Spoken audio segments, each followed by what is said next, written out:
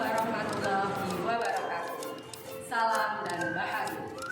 Perkenalkan, saya Ulfa Rubianti dari SMA Negeri 1 Rembang, TGP Angkatan 6 dari Kabupaten Rembang, Jawa Timur.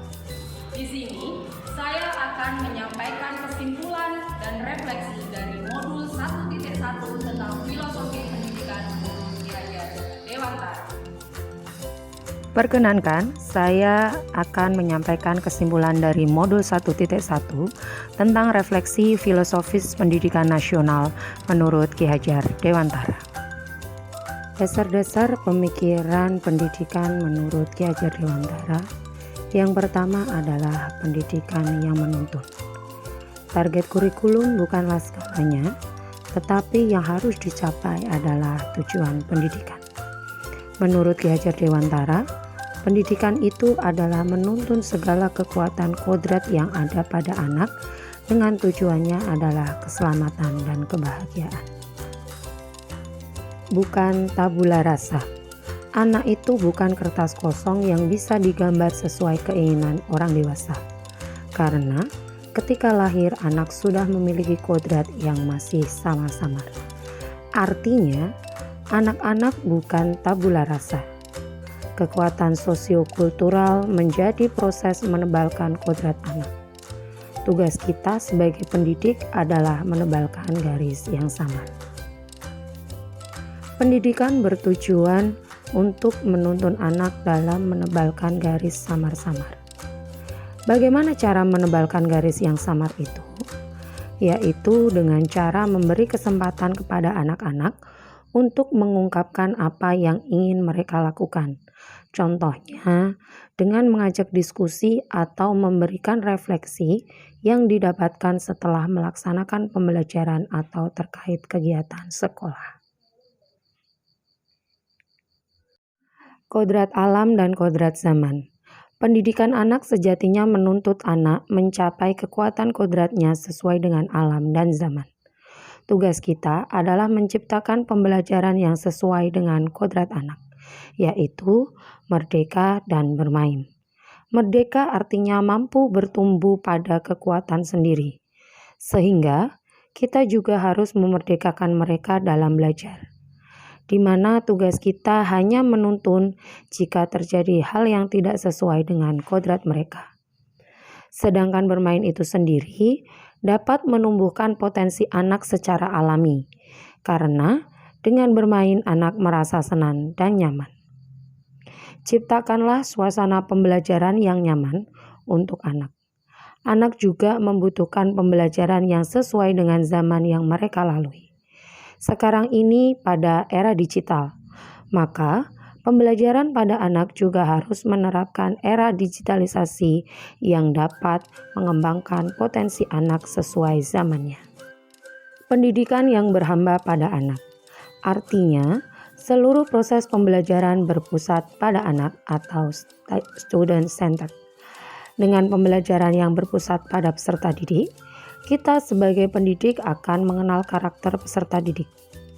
Pembelajaran yang berpusat pada anak mengajarkan anak untuk berdemokrasi dalam pembelajaran, yaitu pembelajaran dari anak, oleh anak, dan untuk anak. Sehingga anak akan berpikir kritis untuk memberikan refleksi pembelajaran dan pendidik bisa melaksanakan pembelajaran yang kolaboratif dan menyenangkan, sehingga dapat menciptakan kedalaman secara intelektual, spiritual, dan sosial untuk mencapai keselamatan dan kebahagiaan sebagai manusia seutuhnya. Pendidikan budi pekerti. Budi pekerti merupakan keseimbangan antara cipta, rasa, dan karsa yang bisa menciptakan suatu karya.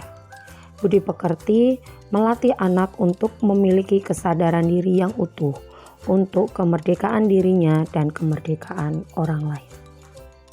Selanjutnya, izinkan saya membuat refleksi terkait modul 1.1 dalam pembelajaran di sekolah. Sebelum mengenal filosofi Ki Hajar Dewantara terkait pendidikan nasional, di sekolah saya selalu menerapkan ilmu MPC, boh piye carane, Artinya kalau dalam bahasa Indonesia adalah pokoknya. Saya menganggap bahwa target kurikulum adalah tujuan utama dan segalanya. Pembelajaran hanya sekedar mentransfer ilmu dan terkadang masih menggunakan metode ceramah untuk menyampaikan materi. Serta kurang memfasilitasi anak dalam belajar sehingga potensi anak tidak optimal.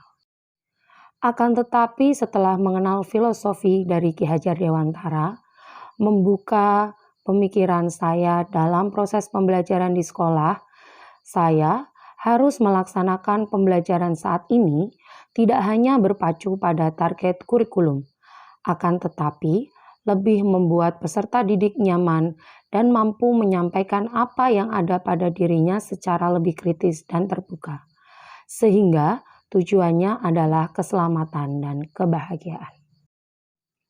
Ketika memilih model pembelajaran, saya tetap melakukan sintaks pembelajaran sesuai aturan dengan mendesain pembelajaran yang menyenangkan dan lebih kolaboratif yang berpusat pada anak, sehingga dapat menciptakan kedalaman secara intelektual, spiritual, dan sosial untuk mencapai keselamatan dan kebahagiaan sebagai manusia seutuhnya. Trilogi pendidikan dari Ki Hajar Dewantara yaitu Ing Ngarsa Sung Tulodo, Ing Madya Mangunkarsa, dan Tut Wuri Handayani membuat saya ingin selalu menuntun serta menjadi teladan pada anak untuk tetap memegang teguh budi pekerti luhur tanpa harus ketinggalan zaman yang serba digital. Sehingga kodrat yang mereka miliki tetap terjaga dengan baik, yaitu selalu menyadari kemerdekaan untuk dirinya sendiri dan orang lain. Setelah mengenal filosofi Ki Hajar Dewantara, maka penerapannya perlu dilakukan di dalam kelas agar mencerminkan pemikiran Ki Hajar Dewantara. Hal-hal yang saya lakukan adalah yang pertama, melakukan refleksi pembelajaran dari peserta didik terkait pelaksanaan proses pembelajaran minimal setelah satu materi selesai. Yang kedua, memberikan ice breaking atau permainan di saat peserta didik sudah mulai jenuh. Jangan hanya menyampaikan materi untuk mengejar target kurikulum. Buat peserta didik dalam kondisi nyaman saat menerima pembelajaran. Yang ketiga, menanamkan pembiasaan 5S untuk saling menghargai sesama dengan pancingan memberikan reward pada peserta didik yang bisa menyampaikan positive activity setiap harinya, sehingga akan menimbulkan sikap sukarela untuk terus berbuat kebaikan saat di sekolah, di rumah, maupun di masyarakat tanpa ada embel-embel reward lagi. Yang keempat, sering lakukan aktivitas diskusi atau pembuatan proyek yang melibatkan kerjasama tim. Sebelum saya menutup koneksi materi yang berisi kesimpulan dan refleksi terkait filosofi pendidikan menurut Ki Hajar Dewantara, perkenankan saya berpantun sejenak. Sisi persegi ada 4, 90 derajat ukuran tiap sudutnya. Mari didik anak sesuai kodrat, merdeka dirinya dan luhur budinya. Terima kasih. Assalamualaikum warahmatullahi wabarakatuh.